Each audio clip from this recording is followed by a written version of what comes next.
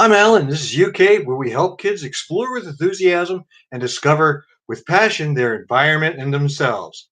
Please click that. Please click the subscribe button and don't miss any episodes. Sorry about that little. Anyway, today I'm going to review the Girl Scouts of USA caving policy. Did the Boy Scouts one a little while ago. That was 3 episodes. Together. Theirs is, well, it's not Boy Scouts of America anymore. It's Scouting BSA. It was Boy Scouts back when I did the review, and they've changed their name to Scouting BSA because now girls are members of Scouting BSA.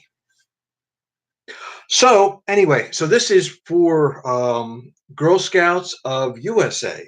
A lot of people don't really understand that both of these entities are very different. A lot of people think of them both as being the same thing, but they are two totally different business plans, and they have totally, not to say totally different objectives, but their approach to the objectives is different and how they handle it. So anyway, this is the Girl Scouts one, and I got this out of Safety Activity Checkpoints 2018. So from there, dogs are barking in the background. Anyway, let's get started here. In this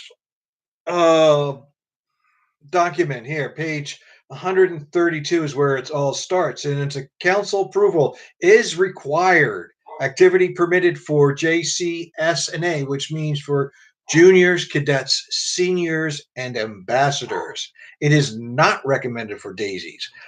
They don't mention brownies, but I'm assuming it's not recommended for brownies either. Okay. About spelunking, by the way, if you get somebody to take you caving, don't ask them if they're a spelunker or where they have been spelunking. It's kind of a derogatory term to us cavers in the caving community. Okay, so when you talk to them and call them a caver, ask them where they've been caving. Okay. About spelunking. Spelunking, or caving, is an exciting hands-on way to learn about speleology, the study of caves, as well as paleontology, which is the study of life from past geologic periods by examining plant and animal fossils. As a sport, caving is similar to rock climbing. Not quite. And often involves using ropes to crawl and climb through cavern nooks and crannies. Sorry, I don't use ropes. Ropes I get tangled in. Only for vertical caving and when you're going down the rope into a pit and stuff like that. Ropes for beginners. If you have to use a rope and you're never been caving before, red flag on the field there. Okay. These checkpoints do not apply to groups taking trips to tourist or commercial caves, which often includes safety features such as paths, electric lights, and stairways. Caving is not permitted for daisies and brownies. See, brownies, not allowed. Yeah, what we're talking about here is wild caves, not the ones where you walk through with somebody with a flashlight, calling over and saying, pointing up and over there, and then over there, and okay. This is all wild caves, just the way it is, without improvements to the environment at all. No pathways, no lighting. The only lighting is what you take in with you. Okay, here we go. Back to this again. Never go into a cave alone. Yeah. Never go caving with fewer than 4 people in your group. 4 people, 2 sets of buddies. Appoint a reliable, experienced caver as the trail guide or sweep, whose job it is to keep the group together. Appointing a cave guide, the best thing to do is to ask ask your local grotto. A grotto is a local chapter of the National Speleological Society. Let's see, how do we describe that? The National Speleological Society is an organization that represents cavers, caves, and their interests. And a grotto is a local chapter of the National Speleological Society. So in my area, I live in Pennsylvania, and I'm in the eastern part of Pennsylvania. And the closest grotto to me is the Philadelphia Grotto, which I am a member of. And I'm also a member of the National Speleological Society. Um, and if you contact them, and the best way to get a hold of them, if you go on the website of the NSS website, is www.caves.org. And you look on the front page, and up in this right-hand corner is find a local caving club or something like that. Click on that, and then go narrow it down into your state and area, and then from that just kind of like fish through, and you'll be able to click on their websites and find out who the contacts are and contact people to see if they take youth groups caving, if they take scouts caving and stuff like that. And you'll usually will find somebody in one of those local clubs that would take care of you. Okay. Never go caving alone. Trail sweep. Oh, when climbing in a cave, always use 3 points of contact: hands, feet, knees, and possibly the seat of your pants. It's called the cave scoot. 3 points of contact at all times. Okay. Very necessary. Okay. To learn more, let me bring this back up here so that I can read it better. U.S. Caving Clubs, the National Speleological Society, was what I just finished telling you about. White nose syndrome in bat populations. There is a website of white nose syndrome, and there's also the National Caves Association, which represents the commercial caves and the commercial cave owners and their interests. And then there's a link here for the Guide to Responsible Caving, and they're calling it American Cave Conservation Association. Now that was the NSS, National Speleological Society, put together, edited, and publish that brochure. Go on the website at www.caves.org and look for it. They have brochures there. You get a PDF, and you download the PDF and go through the PDF. It's a great document to have. Everybody should have it. Everybody should go through it before you go caving. Okay, here we go in subtitles here. Include girls with disabilities. Communicate with girls of all disabilities and or their caregivers to assess any needs and accommodations. Check with public, governmental, and tourist caves about their accessibility provisions. Learn about the resources and information that Disability Sports USA provides people with disabilities. Don't paint disabilities with a wide paintbrush. I have taken kids with autism that were very good in a caving situation. They were very high functioning. There are certain physical disabilities that people can have, and they're function very well inside of a cave. They can climb, crawl, whatever. So don't just say no disabilities. Just check with your guide and talk to them about very specific members of your troop who have a disability. Safety activity checkpoints. Verify instructor knowledge and experience. A guide with documented experience in cave exploration should accompany the group into the cave. A guide can also help decide which caves are suitable. Pre-trip instructions should be given by an adult with documented experience according to your council's guidelines. Documented experience? Okay, that's really not that tough. Most cavers that I know keep some kind of a journal, whether it's with pen and pencil in a notebook. Sometimes I'll write them down. A lot of them these days are posting their pictures on social media, and you'll be able to see what it is that they do, how long they've been caving, and what kind of caves they go into. Also, when you're doing that, find out their experience with taking youth caving and youth groups caving, because being a very good caver and being able to take a group of kids underground is totally different things. Okay, so you want to make sure um, that they can do that as well. Okay. Select a safe site. Obtain guidance from a local chapter of the United Speleological Society to select a cave to explore. Never explore a cave without a guide and without written permission from the site owner operator. Check with your Girl Scout Council for approval if needed. The best thing to do is, if once you have a guide and you start talking to somebody about guiding your Girl Scout troop on a caving trip, ask them for their suggestions. Don't just contact the National Speleological Society. Um, Rule number one that cavers have is don't give away cave locations. These are generally, it's for preservation of the cave, because we don't want people just going into the cave and destroying it, which happens a lot. Not that you would do it, but if you decide that, I can do this on my own, and decide to go into it and you get hurt, it's not really good. It's really good to have a guide and have the guide select the proper cave for the ability of your group. Um, Generally speaking, they will be able to take care of any permissions, waivers, and stuff like that for you. Um, okay.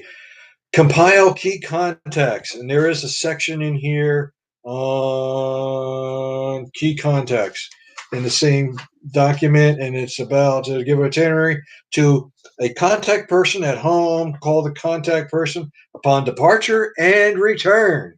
Create a list that includes girls, parent, guardian, contact information, council contact, and emergency services contact. Keep this list on hand and post in an easily acceptable location. Emergency and parent contact information can easily be saved to mobile phones. Yes, it's a good idea to have that.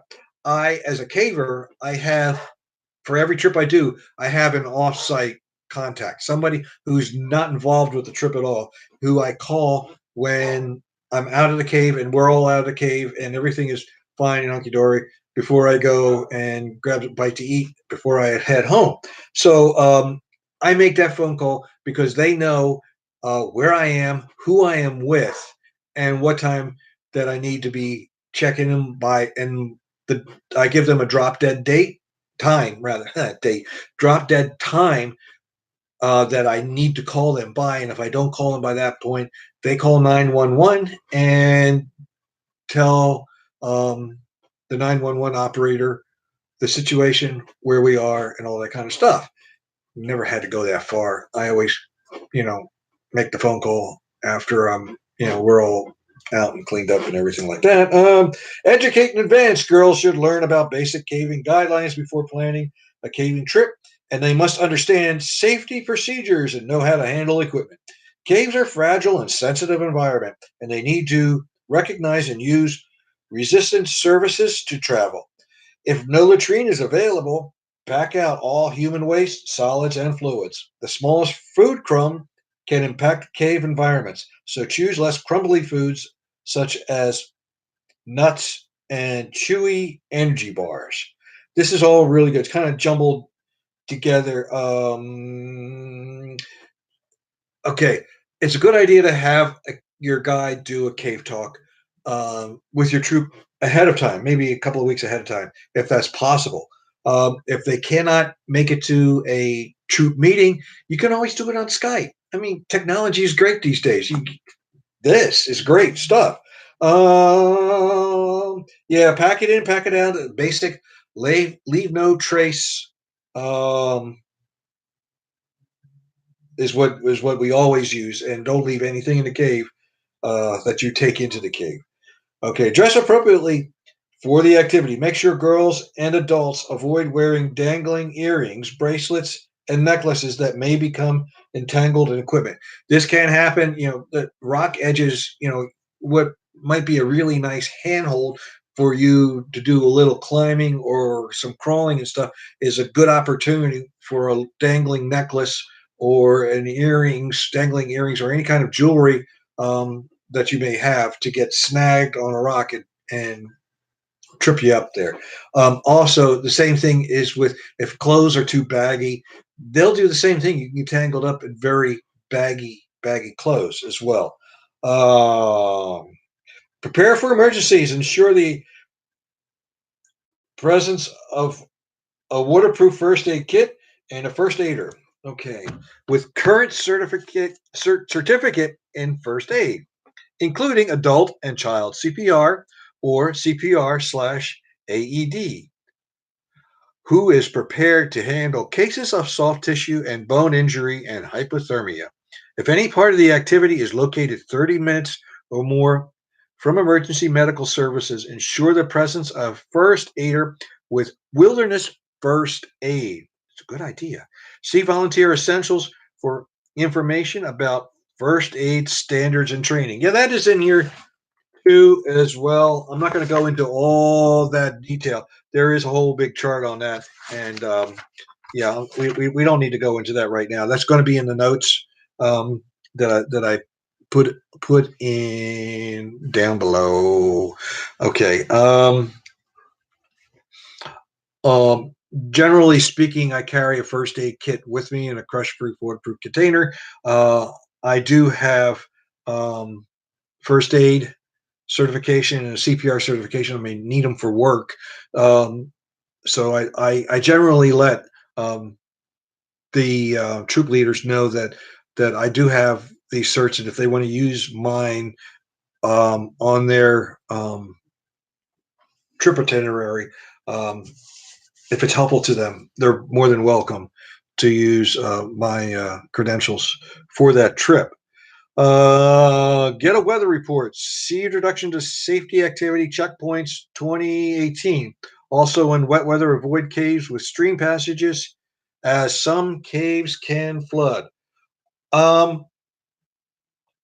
That's a very good point, and I would just remind you to, like, a week before, 2 weeks before, and a couple of days before, and a day before, and a day of, check weather.com to see what is going on in the area in which you will be cave exploring.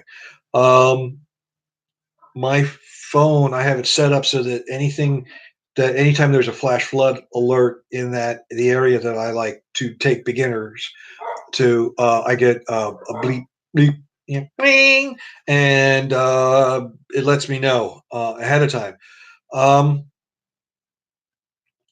and it's just one of those things that I try to keep an eye on, and I usually touch base with troop leaders ahead of time to let them know that I'm watching it as well and giving my recommendations on caves and stuff and what the conditions may be. Okay, and on to the last page of this. It's only 3 pages. This is not too bad. Safety gear. They have a bullet point checklist here. Properly fitting safety helmet with strong chin strap. For horizontal caves, bump helmets may be used. For vertical caves, use safety helmets carrying the Union of International Alpine Association UIAA seal, which is located on the inside of the helmet. It is recommended that a disposable liner, such as a shower cap or surgical cap, be worn underneath the helmet to protect against the spread of head lice.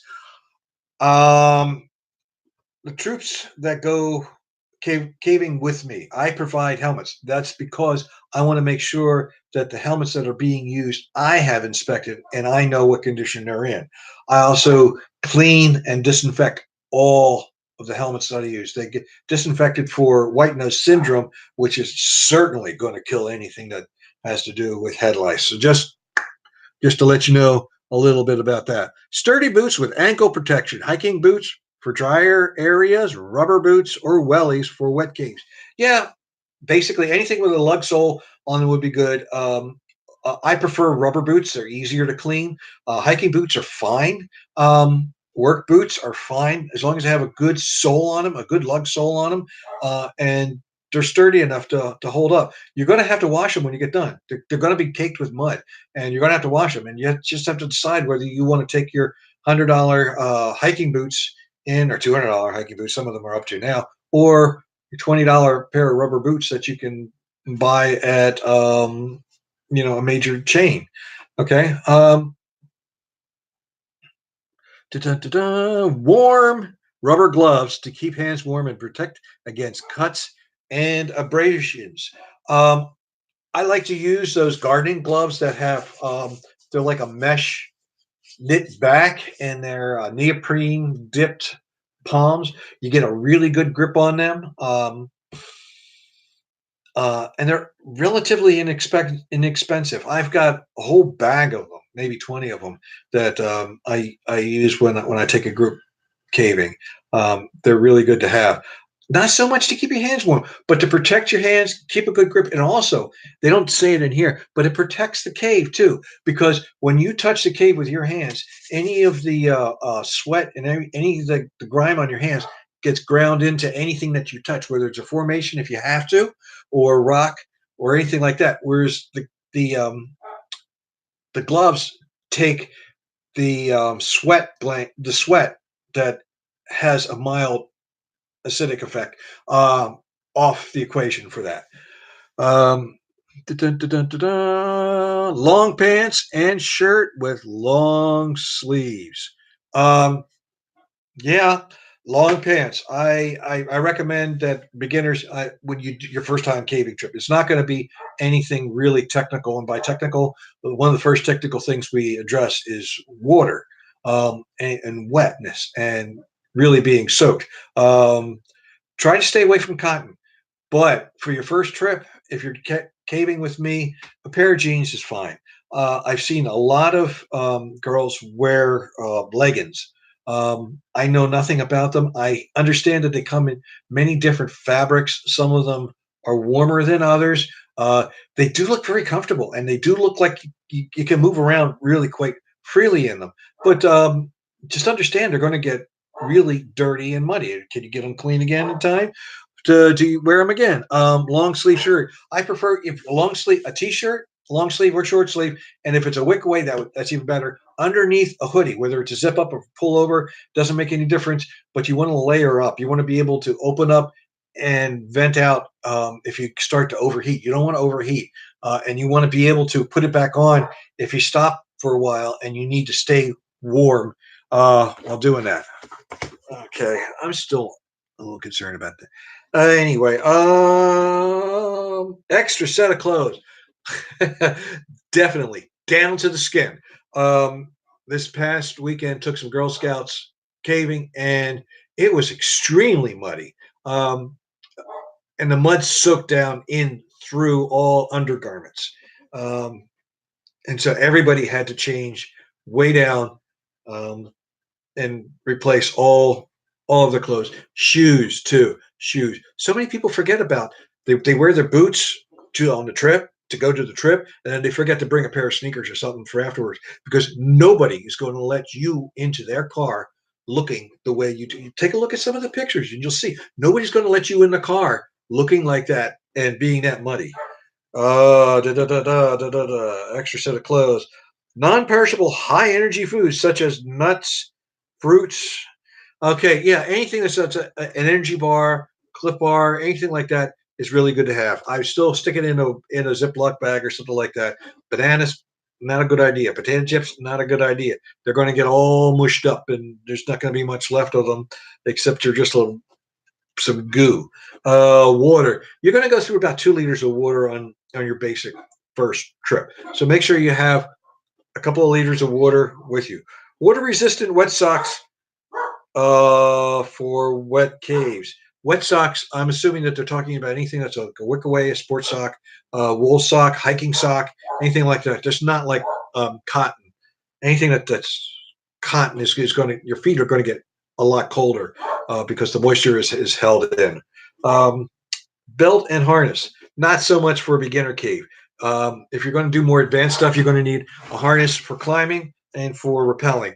But for your first beginner cave, you're not going to use a harness at all. If somebody tries to put you in a harness on your first caving trip, red flag on the play. Compass, a good idea. Most guides, when they take you to a cave, they know the cave like the back of their hand. They know every nook and cranny of that thing. Um, but it's a good idea, and it's also kind of fun if you have a map of the cave and a compass, and you figure out where are you? What does this look like on the map? Where do you want to get to? How are you going to get from this point to where you want to go to? It's it is a good piece of equipment to have. Three sources of light. The main light should be electric and mounted on the safety helmet, while the other two light sources may be flashlights. This is very different from Scouts BSA in that Scouts BSA require two helmet mounted lights, and the third light could be a flashlight. Um, just a difference of how they approach it. Um, Definitely, three sources of light is a good idea. On my trips, I supply everybody with a headlamp. If you have your own headlamp, even better. Now you got two on your helmet, the helmet that I'm supplying to you. And then if you just, even if it's just a small flashlight, the small ones that they have out now, the small LED lights are really kind of powerful. Um, and you just can throw that in your tiny little pack that you're going to take to put your food and water in, and just do that. And just a point of simplification: LEDs don't necessarily get replaced. As far as bulbs, we're replacing bulbs. Batteries, LEDs, the batteries last a long time, but you can get a bad battery, and if something goes bad, you want to replace your batteries. A good idea is that all your lights, all three of your sources of light, use the same type of battery, whether it's double A or triple A or whatever you choose to use. Okay, so that you don't have to have backup batteries for every single light. You can just take like three or four triple A's or double A batteries. Spare bulbs and batteries. Yeah, well, that's what I was just talking about. A trash bag used as a poncho for covering dirty equipment after the caving activity. Cavers keep an empty trash bag in their safety helmets. And I don't do that. No, it makes my head sweat. I don't like my head to sweat. So I like my helmet to vent out. And I sweat a lot when I cave. So I keep my trash bag in my caving pack. Did I talk about that? Caving pack, a small pack. You're going to need something to put your water, your food, your first aid kit, your plastic bag, your extra batteries, your spare light. That's all going to go in like one of those little string bags. That they work out really good. Um, Trash bag. Oh yeah, the big trash bag. You want to take a trash bag that you can fit all of your clothes into. Once you get out of the cave, because nobody's going to let your clothes be rattling around in their car either. Not confined to something that's going to keep the mud from splashing on the inside of their car.